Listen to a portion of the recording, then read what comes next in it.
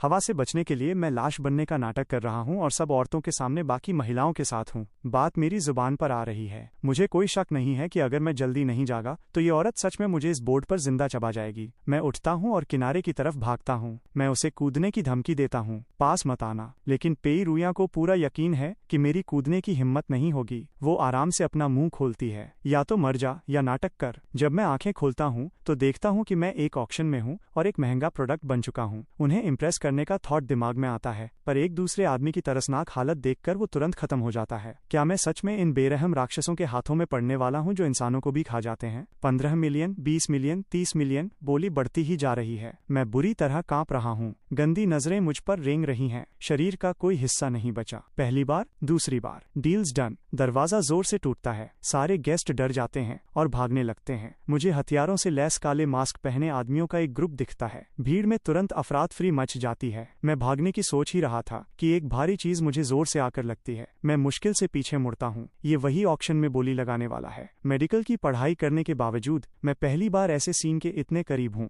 मैं दर्द से चीखने ही वाला था। मुझे समझ आता है कि भागने की उम्मीद खत्म हो चुकी है, इसलिए मैं पेट के बल लेटकर मरने का नाटक करने लगता हूँ। गोलियों की आवाजें धीरे धीरे कम होती हैं, लेकिन हाई हील्स की आवाज मेरे ठीक सामने आकर रुक जाती है। बॉस, सब साफ हो गया है। फैमिली ने आपको इतना बड़ा गिफ्ट दिया है, मुझे बदले में क्या करना चाहिए? बॉस, जो भी करना चाहती हैं, मैं बिना शर्त उनके साथ हूँ। आदमी बिना हिचकिचाए कहता है। लेकिन मुझे दिखता है कि हमारी चीफ जमीन पर एक मुश्किल कविता को इंटरेस्ट के साथ देख रही है। ये देखने में काफी कूल लग रहा है। अफसोस की बात है, ये लाइन मुझे सच में पसंद आई। सेटिस्फाइड होने का क्या मतलब है? बड़ी मैडम यूएस में सब कुछ छोड़कर चुपके से ड्रैगन कंट्री वापस आ गई हैं। वो अभी बोट से उतरी भी नहीं है। उन पर फैमिली के भेजे मर्सनरीज ने हमला कर दिया ताकि उनका मुंह बंद कराया जा सके। उन्होंने न सिर्फ सबको मार डाला बल्कि इस सीन को एंजॉय भी कर रहे हैं। बड़ी मैडम सच में एक अलग लेवल की चीज है। इन डेड बॉडीज का क्या करना है? ये सी एरिया उन टाइगर्स के लिए जाना जाता है जो सबूत मिटा देते हैं। हमें इन सबको समुद्र में फेंक देना चाहिए, खासकर मेरे सामने वाले को। इसे कुचल दो और फेंक दो। बड़ी मैडम दिन ब दिन और अजीब होती जा रही हैं। हाँ, वेल ट्रेन लोगों के एक ग्रुप ने 100 ग्लास तैयार कर लिए हैं। इन्हें समुद्र में फेंकने में मजा आएगा। आदमी टैंगी के पास गया और धीरे से पुकारा, बड़ी मैडम, क्या आपको अभी किसी चीज की जरूरत है? पेई रुया ने अपना इशारा किया। मैं आपके पास नहीं रह सकता, मैं खुद आऊंगा। मैं बिना हिले डुले पड़ा रहा।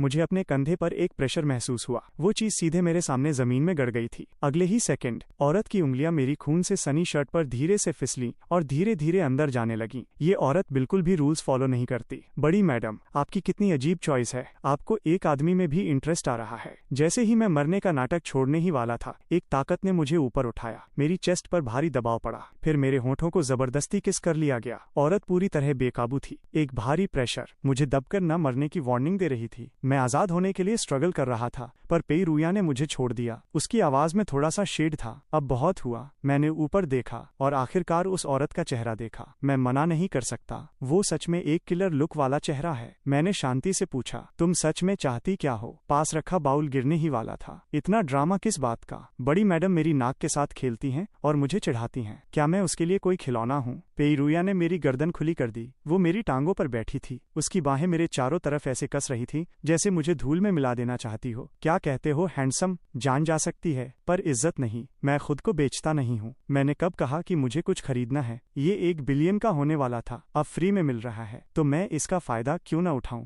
आखिरकार उसी ने तो मुझ पर बोली लगाई थी। तो अगर मैं गोलियों के बीच बच सकता हूँ तो वो भी इसी औरत की वजह से है। मुझे बचना ही होगा। जब आपने मुझे बचा ही लिया है तो क्या आप मुझे घर वापस छोड़ सकती हैं? आपकी इस बड़ी मेहरबानी के लिए मैं वादा करता हूँ, मैं सब कुछ करूंगा सिवाय अच्छे कामों के। वो एक छोटी लोमड़ी जैसी लग रही है जिसने अपना शिकार ढूंढ लिया हो। उसकी आंखें पूरी तरह फोकस और एक्साइटेड हैं। मेरे होंठ कांप रहे हैं। मैं जैसे तैसे 2 शब्द बोल पाता हूँ। कब तक? जब तक मैं बोर न हो जाऊं। क्या किसी ने तुम्हें पहले कभी बताया है कि तुम सच में बहुत ब्यूटीफुल हो? मैंने उसे जमीन पर धक्का दिया और भागने के लिए पीछे मुड़ा, पर मेरे पीछे कोई आवाज नहीं थी। पीछे मुड़कर देखने पर मुझे दिखता है कि वो डायन धीरे धीरे जमीन से उठ रही है। उसकी डरावनी वाइब्स मुझे घेर रही हैं। पास मत आना। मैं वापस समुद्र की तरफ मुड़ता हूँ। तेज हवा मुझे ऐसे फील करा रही है जैसे मैं बारिश में बहता हुआ कागज का टुकड़ा हूँ। मैंने बहुत से लोगों को मारा है, पर मैंने कभी किसी को मौत से इतना बेफिक्र नहीं देखा। ये साफ है कि उसे पता है कि मेरी कूदने की हिम्मत नहीं होगी। मेरे पैरों के नीचे का समंदर खतरों से भरा है और सफेद नावें तैर रही हैं। मैं सच में मरना नहीं चाहता। मेरी पढ़ाई अभी पूरी नहीं हुई है। मैंने अपने दादाजी की मेडिकल स्किल्स अभी पूरी तरह नहीं सीखी हैं। मैंने अभी इस दुनिया को ठीक से देखा भी नहीं है। पेई रुया का पेशा पेशेंस साफ तौर पर खत्म हो चुका है। ऐसे घमंड में रहने से बेहतर है कि मर जाऊं। तुमने गलत शहर चुन लिया पेरुया। इस नाम को याद रखना, ये तुम्हारी वाइफ का नाम है। ये देखकर कि मैं कोई रिएक्शन नहीं दे रहा, वो मुझे चैलेंजिंग लुक के साथ देखती है। उसे कॉल करो, मैं तुम्हारी आवाज सुनना चाहती हूँ। मैं उस औरत को देखता हूँ, ऐसा लगता है जैसे उसने कुछ सोचा है। तुम अभी भी यहीं हो पेरुयान? उसे आए हुए कितना टाइम हो गया है? कुछ दिन हो गए। मुझे आखिरकार समझ आया कि उसने मुझे 7 दिनों में वापस आने के लिए क्यों कहा था। इसके लिए इतनी दूर आने की क्या जरूरत थी? रुयान, ये रही वो इन्फॉर्मेशन जो आपने मांगी थी। वेन 20 साल, जियांगचन यूनिवर्सिटी में ट्रेडिशनल मेडिसिन का सेकेंड ईयर स्टूडेंट, तलाकशुदा पेरेंट्स का बेटा जिसे उसके अमीर दादाजी ने पाला है, जो एक क्लिनिक चलाते हैं। सिस्टर रुयन, अब आप लू फैमिली के पास जा रही हैं। आज आप अपनी जड़ों से वापस जुड़ने वाली हैं। लू फैमिली के सारे मेंबर्स मौजूद हैं।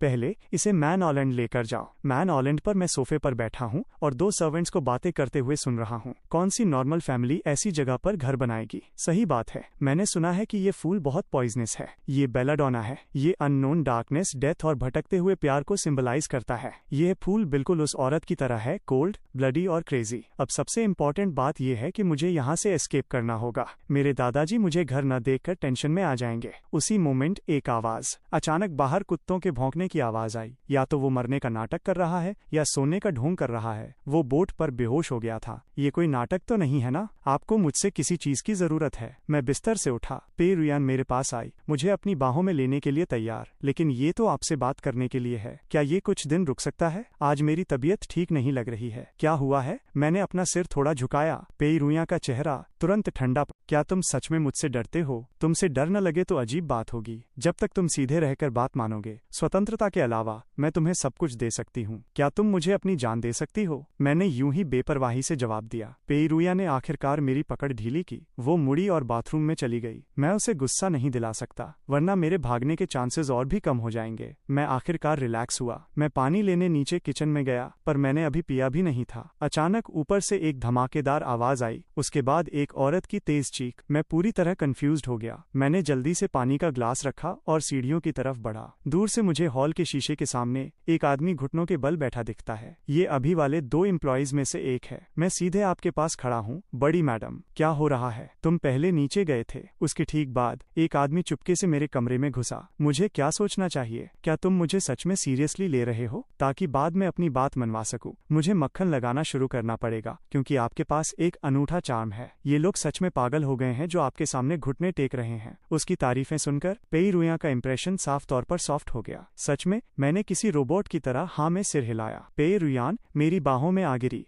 तो तुम यहाँ क्यों नहीं आते? मैं बस अजीब सी स्माइल दे सका। उसी मोमेंट आदमी दूसरी मंजिल पर आता है और रियलाइज करता है कि माहौल ठीक नहीं है। वो भागना चाहती है। रुको, इस आदमी को यहाँ से बाहर निकालो। मेरी गलती है, मुझे माफ कर दो। मैं यहाँ हूँ, मैं पेरुया हूँ। मैं कभी किसी को दूसरा मौका नहीं देती। ये शब्द बोलते ही गार्ड्स ने आकर उस आदमी को बेहोश कर दिया। ये औरत सच में खौफनाक है। ये एम्प्लॉय इतने सालों से इसके साथ था और इसने बिना झिझक उसे हटा दिया। मेरा हाल तो इस एम्प्लॉय से भी बुरा हो सकता है। मुझे डर लग रहा है। उसे मेरा यह एटीट्यूड, जहां मैं गुस्से में हूं पर कुछ बोल नहीं सकता, काफी फनी लग रहा है। फिर वो इरादे के साथ पास आती है। तुम मुझे बहुत सेटिस्फाई करते हो, जब तक तुम कहना मानते हो। ये घर आपका फैसला है। बेशक आप भागने की कोशिश भी कर सकते हैं। रिजल्ट ये होगा कि आप कभी एस्केप नहीं कर पाएंगे। सुन रहे हो ना शिया के फैमिली? अब मैं कभी ऐसी हिम्मत नहीं करूंगा। मैं प्रॉमिस करता हूँ कि फिर कभी आपके सामने नहीं आऊंगा। पेरुयान, तुम उस आदमी के बारे में क्या सोचती हो जो तुम्हारे बेड पर चढ़ना चाहता है? तुमने उसके दिल को भी छू लिया है। सही बात है, तुम्हारे पास बोधिसत्व जैसा दिल तो है नहीं। फिर डॉक्टर कैसे बनोगे? ठीक है, आपने मेरे सामान की तलाशी ले ही ली है, तो दादाजी को लेकर भागने की डिफिकल्टी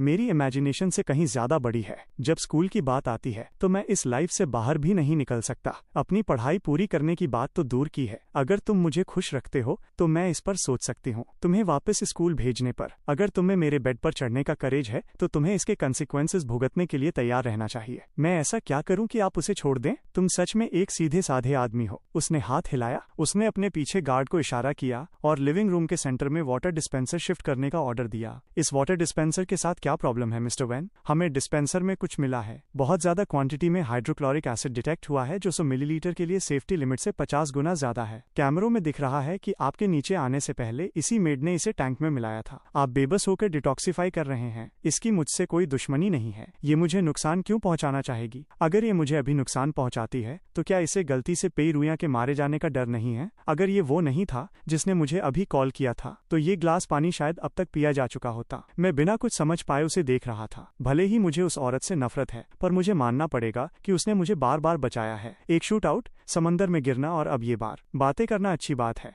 पर कुछ कंक्रीट करके दिखाओ। आओ और फील करो। मैंने अपने चारों तरफ देखा, कोई नहीं हिला। पेई रुया ने कमरे पर नजर दौड़ाई और ठंडे अंदाज में 2 शब्द कहे, बाहर जाओ। गार्ड्स तुरंत मेड को बाहर ले गए। क्या हम इसे न मारे? पेई रुया ने नीचे मेरी तरफ देखा, मेरी परफॉर्मेंस को ऑब्जर्व करते हुए। मेरे पास उसके होठों पर अपने होंठ अनाड़ीपन से टिकाने के अलावा कोई ऑप्शन नहीं था। इसके बाद मुझे समझ नहीं आया कि आगे क्या करूं। पेई रुया ने अपनी भौहें सिकोड़ी और कहा, क्या तुमने किंडरगार्टन से ग्रेजुएट किया है? अगली सुबह पेई रुया सोकर उठी और देखा कि उसके पास कोई नहीं है। जैसे ही वो हॉलवे में पहुंची, उसने मुझे सीढ़ियों के नीचे खड़े होकर अपनी तरफ ऊपर देखते हुए पाया। मैंने ब्रेकफास्ट रेडी कर दिया है, क्या आप नीचे आकर टेस्ट करना चाहेंगी? मेरी आंखें रोशनी की तरह चमक रही हैं, वसंत की सुहानी धूप की तरह। पेई रुयान मुझे चिढ़ाती भी है। सूरज पश्चिम से उगा है। जैसे ही वो नीचे आने वाली होती है, उसे रियलाइज होता है कि उसने सिर्फ एक बहुत छोटी क्रिस्टल ड्रेस पहनी है। रुको। मैं तुरंत अपना सामान समेटता हूँ। पता चलता है कि एक ही पल में वो इतनी नर्वस हो जाती है कि अपने कपड़े तक भूल जाती है। अगर मैं सच में भाग जाता तो वो मेरा पीछा करना कभी बंद नहीं करती। मैं वापस मुड़ा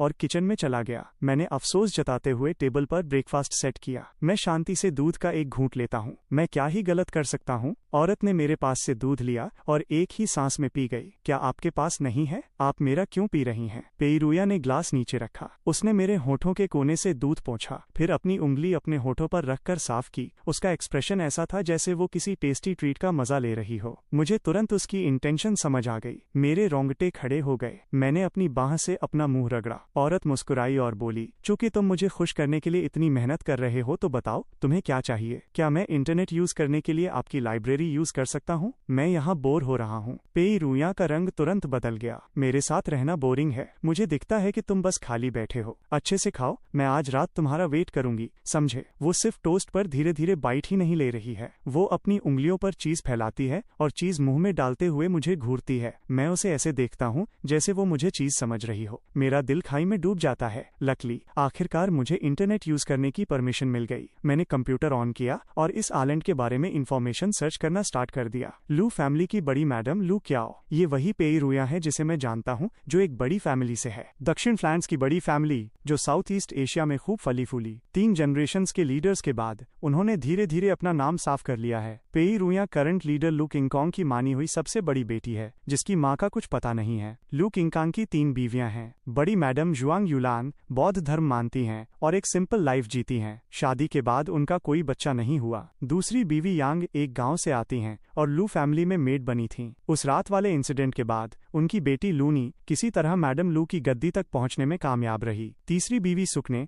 इस साल 30 से ज्यादा की नहीं है और उनका लुक और फिगर काफी मेंटेन है। सुबह से लेकर दोपहर तक लू फैमिली को लेकर लगातार खबरें आ रही हैं। ये बहुत ज्यादा है, लेकिन जहां तक इस आइलैंड का सवाल है, मुझे बस एक ही नाम मिला और इसके अलावा मुझे कुछ नहीं मिला। अब मुझे आखिरकार समझ आया कि कल रात के सर्विस वाले बंदे ने इस तरह की हरकत करने के लिए अपनी जान जोखिम में क्यों डाली थी। मिस्टर वैन, मैडम ने मुझसे ये देखने के लिए कहा है कि आप खाना खा लें। ये देखभाल से ज्यादा नजर रखने जैसा है ना? आंटी, मैं आपको क्या कहकर बुलाऊं? सर, मुझे एमा कहते हैं। रेस्टोरेंट पहुंचने पर मुझे रियलाइज हुआ कि विला की सभी मेड्स को 50 साल के आसपास की औरतों से रिप्लेस कर दिया गया था। पेई रुयान की पर्सनालिटी को देखते हुए क्या 59 साल की उम्र का कोई फायदा है? 80 साल भी काफी नहीं होंगे। ये सब बेकार है। बहुत जल्द कई कलरफुल और टेस्टी डिशेस टेबल पर सर्व कर दी गईं। ये इतनी क्वांटिटी नहीं है जिसे अकेला इंसान खत्म कर सके। मैं एमा की तरफ मुड़ा। क्या आपने खाना खा लिया? क्या आप साथ में खाना चाहेंगी? नहीं नहीं, ऐसा नहीं हो सकता। सर, आप अकेले खाइए। मैंने खुद को फोर्स नहीं किया। चॉपस्टिक्स उठाई और खाना शुरू कर दिया। एमा, आप कितने टाइम से ये काम कर रही हैं? ये सुनकर एमा थोड़ी झिझक के साथ मुस्कुराई। मैंने बस इसी साल शुरू किया है। समझ गया। मुझे लगा था कि शायद एमा को ल्यू फैमिली के कुछ सीक्रेट्स और गॉसिप्स पता होंगे और वो मुझे उस औरत के बारे में ज्यादा इन्फॉर्मेशन निकालने में हेल्प करेगी। आपने कहा था कि आपको गाजर पसंद नहीं है, तो अगली बार ये डिश नहीं बनेगी। एमा के चेहरे पर झुर्रियों के बीच एक हल्की सी स्माइल आ गई। सर और मेरे बेटे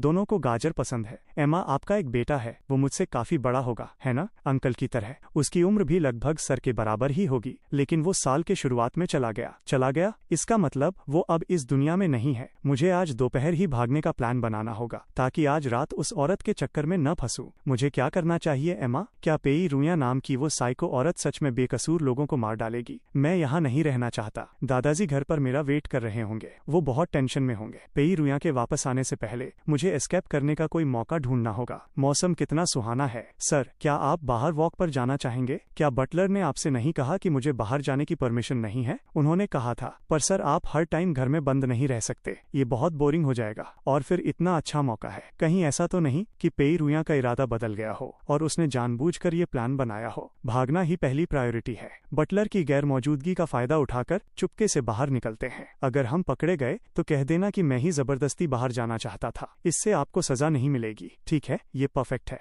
एमा इस घर की सर्वेंट होकर भी कुछ ज्यादा ही दयालु, बिल्कुल मेरे टाइप की। तो फिर 5 मिनट में निकलते हैं। सर और मेरा बेटा दोनों गाजर पसंद करते हैं, हंसना पसंद करते हैं। वो भी लंबे और पतले हैं और हमेशा मुझसे बड़ी सी स्माइल के साथ बात करते हैं। मैं जल्दी से ऊपर जाकर कुछ जरूरी सामान लेता हूँ। भागने का प्लान मेरे दिमाग में बनने लगता है। जियांग चेंग, CVD, बड़ी मैडम, उस बंदे ने अपना जुर्म कबूल कर लिया है। मर्डर की साजिश दूसरी मैडम यांग की करतूत है। क्या इसे लुडोंग भेज दिया जाए? वो बूढ़ा आदमी मेरी माँ की छोड़ी हुई बेटी की परवाह भला क्यों करेगा? आखिरकार उसने उसके साथ धोखा किया था और अगर मैं मारी भी जाऊं तो उससे क्या फर्क पड़ता है? बड़ी मैडम, मेरे वापस आने के बाद मैं खुद को 3 बार सजा दूंगा। तुम इतने बेवकूफ क्यों हो? अगर लुडोंग सच में बड़ी मैडम की बेटी का इस्तेमाल करना चाहता तो वो लू क्याओ को बड़ी मैडम के हवाले क्यों करता? लू की सभी ब्रांच कंपनियों में से लू क्याओ का टर्नओवर हमेशा सबसे कम रहता है। आखिरकार जिस फैमिली ने एक सदी से खून खराबे और वायलेंस से अपनी ताकत बनाई हो, उसका मेडिकल फील्ड में भला क्या बेस हो सकता है? ठीक है, जब तुम नीचे चले जाओगे तो मेरे बिजनेस का ध्यान कौन रखेगा? मुझे बस उम्मीद है कि बड़ी मैडम इस डॉक्यूमेंट को देखकर ज्यादा गुस्सा न हो। लू फार्मा के 50% एग्जीक्यूटिव्स दूसरी बीवी के बंदे हैं और 20% तीसरी बीवी के।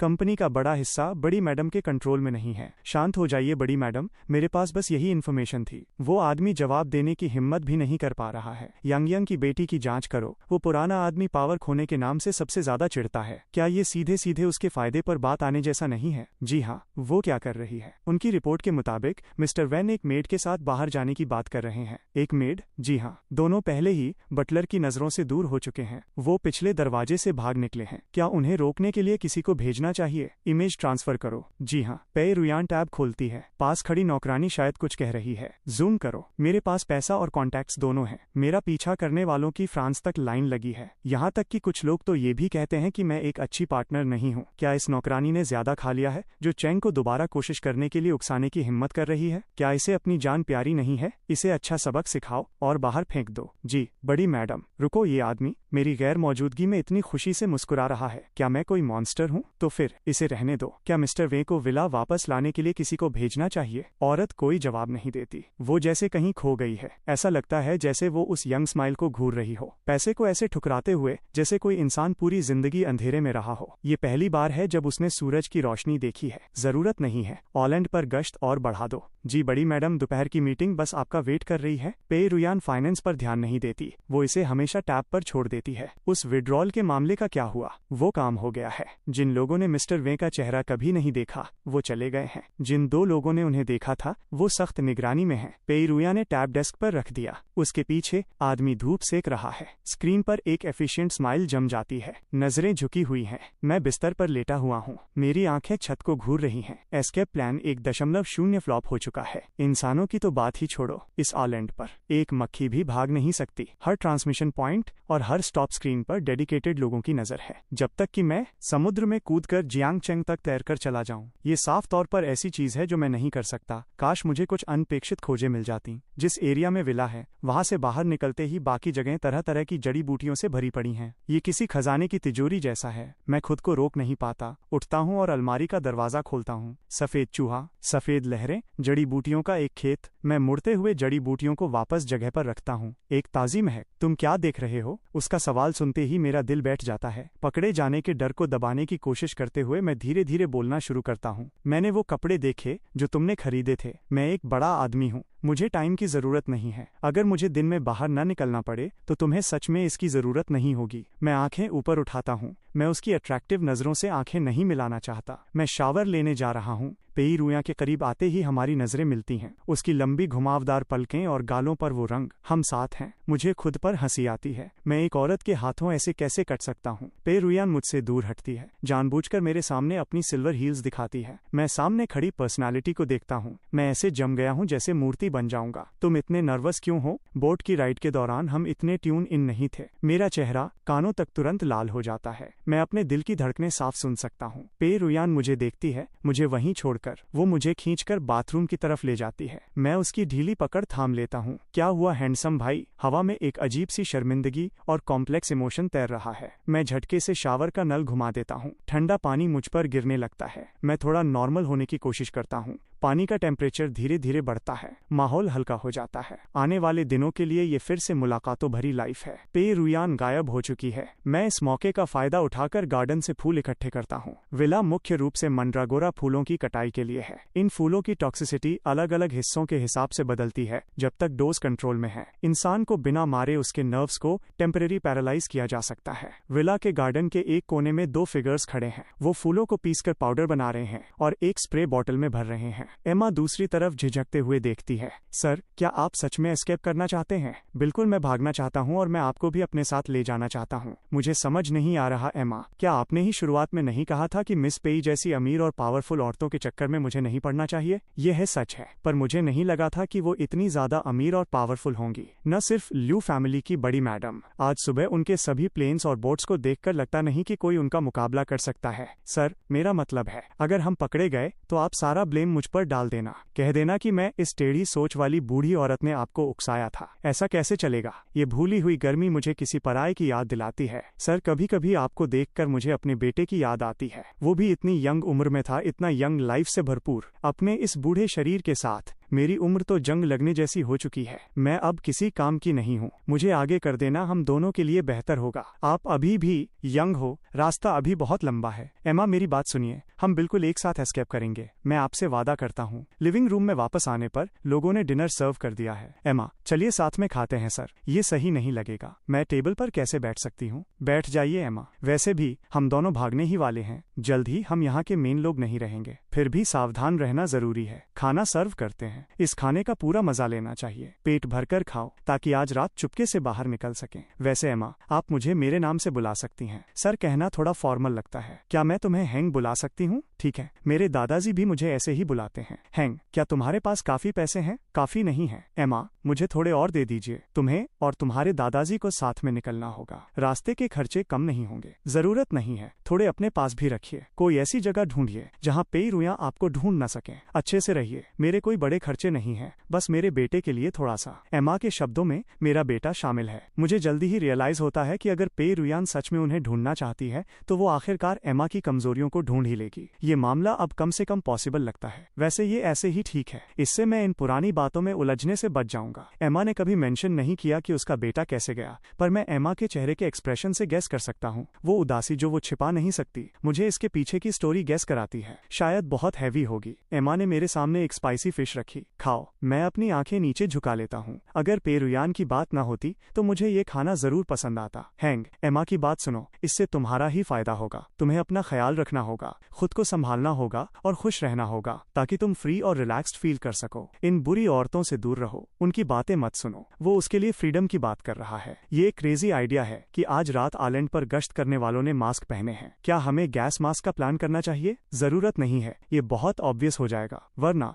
पास वाली टेबल से डिस्टर्ब न होना इंटरेस्टिंग नहीं रहेगा। बड़ी मैडम दूसरी मैडम पर सट्टेबाजी का कर्ज है। यांग आज रात आपके स्लो नाइफ को उड़ाना चाहती हैं। ज्यादा जल्दबाजी मत करो, सिक्योरिटी का लेवल मैक्सिमम कर दो। उस बेकसूर स्टूडेंट को डिस्टर्ब होने से बचाने के लिए लगभग टाइम हो गया है। वो बॉडीगार्ड से घिरी हुई कार से बाहर निकलती है और पोजीशन ले लेती है। वो सेंटर की तरफ बढ़ती है। जब उस औरत का फिगर हाथ जितना छोटा हो जाता है, फोन बजता है। क्या हो रहा है? फाइटर जेट्स के इंजन मिसाइलों को इंटरसेप्ट कर रहे हैं। वर्ल्ड वाइड प्रोडक्शन मुश्किल से 2 डिजिट में है। बड़ी मैडम के पास एक है और जहां तक उन्हें पता है बाकी दूसरी ऑर्गेनाइजेशंस ने चुरा लिए हैं। इसका मतलब है कि बड़ी मैडम के दुश्मनों ने मौका देखकर इन्फॉर्मेशन निकाली है। ये कायरता है। सिचुएशन काफी टेंशन वाली है। एक कॉम्प्लेक्स लुक के साथ मुड़कर पूछती है, मिस्टर वेन कहाँ है? सीन थोड़ी देर के लिए ब्लर हो जाता है पर हम देख सकते हैं कि आखिरकार एक आदमी है जो बड़ी मैडम का अटेंशन खींच रहा है। अफसोस की बात है। एक गहरी सांस लेती है और फोन काट देती है। समझ गए? निगरानी बनाए रखो। कोई भी रिएक्शन हो तुरंत रिपोर्ट करो। जी। गार्ड्स को सेरेमनी के दौरान फुसफुसाते हुए सुना जा सकता है। उन्हें 3 घंटे तक घुटनों के बल बैठना होगा। क्या तुम्हें बड़ी मैडम के मामलों पर बात करने का हक है? अगर ये शब्द किसी और ने सुन लिए कैंप तो यहाँ की मिट्टी का हर एक कण धूल में मिला दिया जाएगा। धीरे से मुझे वापस जाकर खुद को सजा देनी चाहिए और तुम भी जाकर खुद को सजा दो। आगे से फालतू सवाल पूछने से बचो। इस मोमेंट पर बड़ी मैडम को डिस्टर्ब होना पसंद नहीं है। क्या सच में रिपोर्ट करना जरूरी है? पर हम कर भी क्या सकते हैं? ये बस कुछ प्लेन्स और बोट्स ही तो हैं। आर्सेनल की वैल्यू के आगे ये सच में कुछ भी नहीं है। अगर मैं अभी वापस भी जाऊं तो 10 घंटे लग जाएंगे। जो भी हो उनके बाहर आने का वेट करते हैं, फिर बात करेंगे। इस बीच आदमी अपने ही विचारों में खोया हुआ है। धमाके की आवाज कान फाड़ देने वाली है। धुआं और लपटें आसमान की तरफ उठ रही हैं। ड्रैगन में एक परिंदा होना ही काफी है। क्या जान का कोई खतरा है? ये औरत सच में ऐसी जगह नहीं है जहां रुका जाए। एमा, अगर हमें जाना है तो साथ चलेंगे। मैं तुम्हें उठाकर ले जाऊंगा। एमा, तुम ठीक तो हो ना? क्या तुम मुझे सुन सकती हो? एमा, होश में आओ। तुम यहाँ नहीं मर सकती। मैं तुम्हें उठाकर ले जाऊंगा। अभी निकलते हैं। मेरे दादाजी बहुत बड़े डॉक्टर हैं। वो तुम्हें जरूर ठीक कर देंगे। वो पक्का कर देंगे। मैं तुम्हें अपने साथ ले जाऊंगा। जाओ और अपनी लाइफ जियो। मेरे लिए जैम्बेट डिस्ट्रिक्ट में अपने बेटे को देखने का अभी भी एक मौका है। 66 फ्योंट रोड। एमा, हैंग, क्या तुम्हारे पास काफी पैसे हैं? अगर कम पड़े तो एमा तुम्हें थोड़े और दे देगी। हैंग, आगे चलकर एमा की बात सुनना। किसी ऐसे इंसान को ढूंढना जो तुम्हारे साथ अच्छे से रहे, तुम्हारी परवाह करे, तुम्हें सपोर्ट करे और तुम्हें खुश रखे, जो तुम्हें इतने सुहाने मौसम में फ्री फील कराए। सर, क्या आप थोड़ा बाहर जाना चाहेंगे? क्या बटलर ने तुमसे नहीं कहा था कि बाहर जाना मना है? उन्होंने कहा था। पर सर, आप हमेशा घर में बंद नहीं रह सकते। आप बोर हो जाएंगे। एमा जैसी इतनी अच्छी औरत क्यों? उन्हें इतनी तकलीफों से क्यों गुजरना पड़ रहा है? बड़ी मैडम क्यों? ये मैं ही हूँ जिसने टाइम पर इन्फॉर्मेशन नहीं दी। अगर इसका कोई बुरा नतीजा होता है तो मैं इसकी पूरी रिस्पॉन्सिबिलिटी लूंगा। धमाके से पहले KCCTV फुटेज मुझे ट्रांसफर करो। जी। आदमी जमीन से उठा, पर्दा हटाया और थोड़ा कंफ्यूज होकर प्लेन के फ्रंट में वापस गया। बड़ी मैडम, क्या आप गुस्सा हैं या नहीं? प्लेन के बैक में पेई रुया ने पास रखा टैब उठाया। उसकी उंगलियों की स्पीड बिगड़ी हुई थी। अभी और कितना टाइम लगेगा? बस अभी। ये बात बोलते ही टैब की स्क्रीन जल उठी। औरत की उंगलियां तेजी से चलने लगीं। कुछ ही सेकंड्स में विला के गार्डन KCCTV कैमरे में 2 फिगर्स दिखाई दिए। धमाके से 10 मिनट पहले टाइम फ्रीज हो गया। आदमी ने एक ड्रोन गोल चक्कर में उड़ाने के लिए भेजा। मुझे रियल टाइम इमेज ट्रांसफर करो। कुछ मिनटों बाद ड्रोन बिना सिर पैर की मक्खी की तरह बिना किसी टारगेट के ढूंढ रहा था। आदमी खुद को पूछने से रोक नहीं पाया, बड़ी मैडम, आप क्या ढूंढ रही हैं? पे ने उसे सीधा जवाब नहीं दिया और ऑर्डर दिया, कंट्रोल मुझे दो। आदमी भले ही कंफ्यूज था, अपनी बड़ी मैडम के ऑर्डर का पालन करता है और ड्रोन का कंट्रोल टैब पर ट्रांसफर कर देता है। विला को सेंटर मानकर हर कोने में सर्च फैला दो। एक और आधा चक्कर। पे रुयान को आखिरकार रेतीले बीच पर एक जानी पहचानी फिगर दिखी। वो वाकई योंग शेन ही था। एक अच्छा पार्टनर ढूंढना ये लंबा घोड़ा। क्या अब बहुत देर नहीं हो चुकी है? कैमरा 50 मीटर ऊपर गया। दूर डॉक से लकड़ी की बोट गायब हो चुकी थी। औरत अभी भी नर्वस थी। एक हल्की सी अनजानी हलचल। किसी को चेक करने के लिए भेजो। अगर वो मर चुका है तो उसे अभी मत उठाना। आदमी ने पूछा। समझ गया, मैं जा रहा हूँ। तुरंत आपके इंस्ट्रक्शंस के मुताबिक एक मेडिकल टीम बैकअप पर तैयार करता हूँ। गाड़ी निकालो। तुम्हें सच में लगता है कि तुम्हारी इतनी हैसियत है? बड़ी मैडम, क्या आप मैन आइलैंड वापस नहीं जा रही हैं? नहीं, पहले फैंगलिन अली चलते हैं। फैंगलिन अली, वही जगह जहां मिस्टर वेन के दादाजी रहते हैं। क्या बड़ी मैडम खुद जाकर मिस्टर वे की मौत की खबर देना चाहती हैं? नहीं, ये उनका स्टाइल नहीं है। वो सच जिसे देखकर बस पे रुयन चुकाना चाहती थी। उसने अपना चेहरा उठाया और हल्की चाल से प्लेन के कॉकपिट की तरफ बढ़ी। बड़ी मैडम खुद प्लेन उड़ाना चाहती हैं। प्लेन ने सच में स्पीड पकड़ी और कॉकपिट की तरफ बढ़ गया। लू फैमिली जियांगचंग में एक बड़ी जमीन पर कब्जा रखती है। युआन लिंग की माँ वेस्ट वाले गार्डन में है जहाँ इस वक्त एक नाटक चल रहा है। लास्ट सीन पहले से ही चालू है। यांग रूल्स के मुताबिक लेटने वाली है। जब कोई मरता है तो बात अलग होती है। उसे तो मुर्दों की दुनिया में भी जाना पड़ता है। एक अजीब सेंटेंस ने आम लोगों को उलझन में डाल दिया। यांग ने हाथ उठाया। यादाश्त खो चुके लोग पीछे हट गए। बिना आराम किए धीरे से रूल्स पर टेक लगा ली। आप जानते हैं, बॉस ने उस आवारा औरत की बेटी को US मेडिकल में रखा है। इसका क्या मतलब है? ऐसा लगता है जैसे फैमिली हेड को बड़ी मैडम पसंद नहीं नहीं है। मुझे लगता है कि उसे डर है कि वो उस रास्ते पर न चली जाए। जब उस औरत ने लू फैमिली छोड़ी थी तो उसके पास एक फूटी कौड़ी भी नहीं थी। वो किस तरह की बेटी को पाल सकती है? यह तो किसी कचरे के ढेर से निकलने जैसा है। वो बिजनेस संभालने के बारे में क्या समझ सकती है? मैडम को लगता है कि फैमिली हेड ने यूएस मेडिकल बड़ी मैडम को इसलिए दिया ताकि वो एक्सपीरियंस हासिल कर सके। उस इंसान ने बिना किसी शर्म के काम किए हैं। अगर बॉस पागल नहीं होता तो वो इस औरत पे रुयान को कैसे एक्सेप्ट करता और उसे पूरे गार्डन में घूमते हुए देखता? क्या आपने वो दिन नहीं देखा जब रेंजू गिजॉन आया था? बॉस ने उस चेहरे को देखते ही ये दूसरी मैडम बस किसी को अपना फ्रस्ट्रेशन निकालने के लिए ढूंढना चाहती है। इसे सेटिस्फाई करना बहुत मुश्किल है। हम जिंदा लोग पेई रुया की मरी हुई माँ से मुकाबला नहीं कर सकते। मुर्दे बॉस को याद दिलाते हैं। अचानक आंगन में एक चीख गूंज उठी। डुनान घबराया हुआ अंदर भागा। क्या हो रहा है? आह,